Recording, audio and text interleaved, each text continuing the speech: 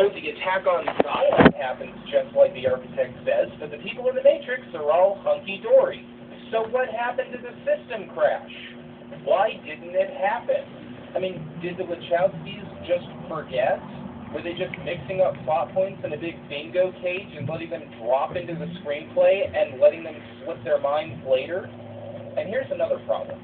Basically, what this scene is telling us is that the machines need Neo to get to the source in order to save both the human race and themselves. After all, the machines are powered by the human race. So if they need Neo to get to the source, why the fuck hell did they make it so damn hard for him to do it? He's got to deactivate a security system and blow up a power station, and he's only got 5 minutes to get in? Why not just create a blackout themselves and give him as much time as he needs? I mean, do they want this to happen or not?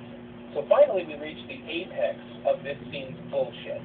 The architect explains that Neo and the other 5 ones were designed with a contingent affirmation that was meant to create a profound attachment to the rest of their species.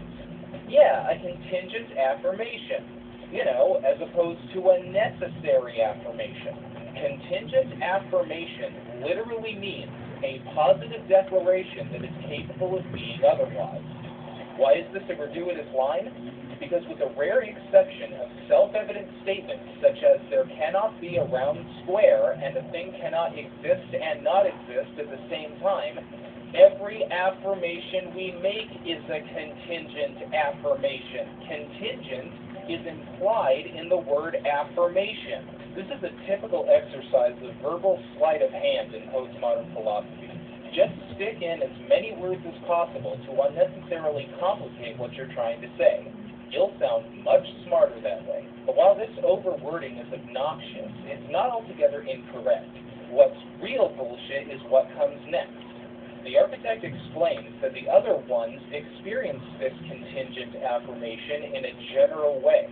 Now, I'm not even sure you can affirm anything that isn't particularized, but whether you can or not, it turns out that Neo's contingent affirmation is particularized.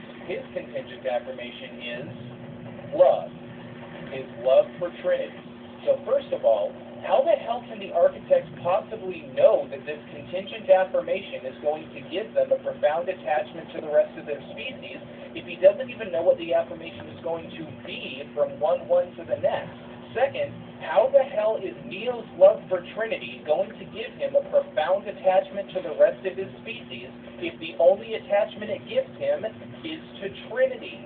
And he will sacrifice the rest of his species to save Trinity. Was this just a glitch, or is this just a shitty architect? So basically what this scene is telling us is that in order to create a profound attachment to the rest of their species, the ones were programmed with a generalized or particularized, in other words, arbitrary, positive declaration that is capable of being otherwise.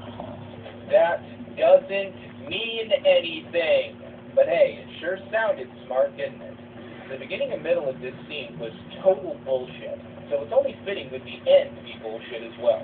The architect tells Neo that he has a choice between 2 doors. One leads to the source and the salvation of the human race, the other leads back out to the Matrix where Neo can save Trinity from the agent that's killing her as they speak, except this will mean that he dooms humanity. The problem here is choice, but the architect already knows what Neo is going to do. Okay, so he already knows what he's going to do.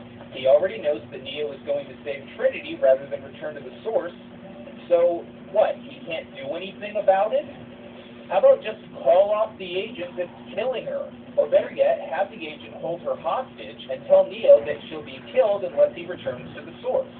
Neo will still be making a choice. It will just be between 2 different options. This has got to be the worst architect in the history of fiction or fact.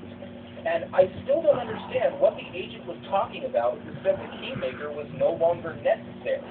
Based on everything we've heard in this scene, it seems he's very necessary. Oh, that's right. The Wachowskis were just making this up as they go along. What was I thinking? So Neo bursts out the door and saves Trinity. They all return to the real world, and Neo explains that the prophecy was just another system of control, and that if they don't do something, Zion will be destroyed in 24 hours. Actually, the architect never said anything about 24 hours. He never mentioned a time at all. But since there's no actual screenplay here, we can't expect Neo to remember that.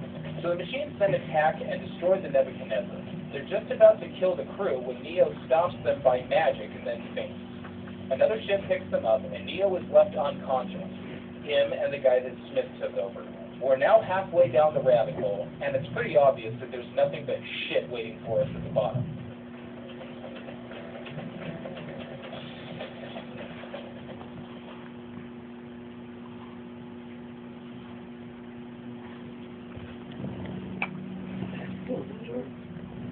Yeah, I just my back does feel better.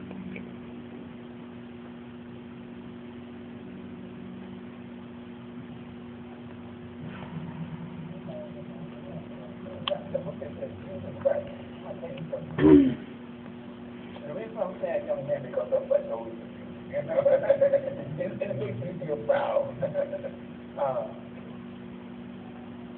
I have come to learn from the new stuff. We should start dressing in like a leprechaun outfit to celebrate my Irish heritage. Oh, faith in the God, I'm Irish. Everyone knows that I define myself by my Irish heritage. Okay, then we have to dress in weird, funky hats for my English heritage. Right? It's no sillier than what this guy's doing.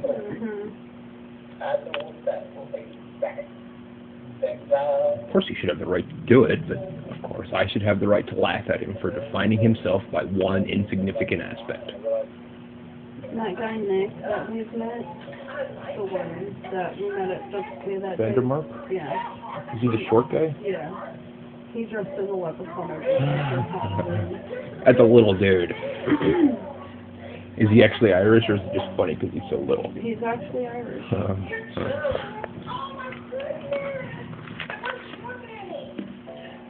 Like, he's like 5'1", right? Maybe 5'3"? He's really short. He's shorter than me. Like, not just an inch shorter than you. No. He's very, very, very much shorter than me. His dad's short, too. So is his mom. But his brother's tall. You're 5'6"-ish?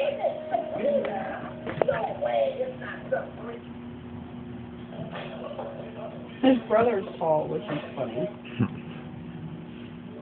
I guess you can play on. Genetics are weird.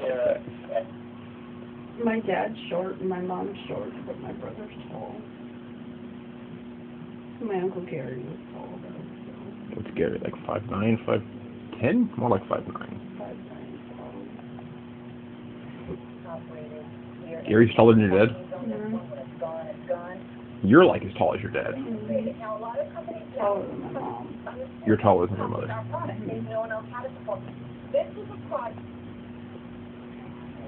And they did this because the Israelis invaded Lebanon to demolish Joseph. Yeah, I'm hungry, but I don't want to eat.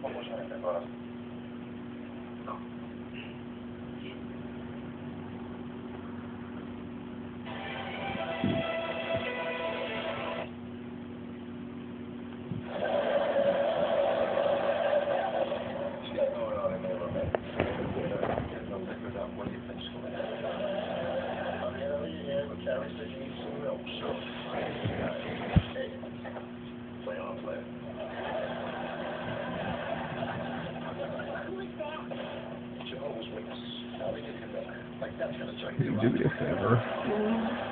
We go out to have dinner.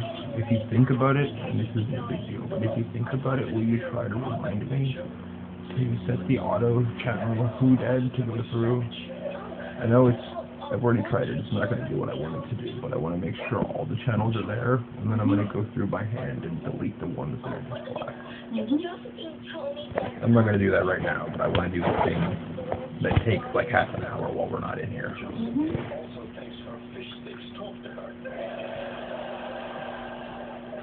It'd be nice to be able to just flip and not have to be like, oh, I'm at 30, have to go back to 2.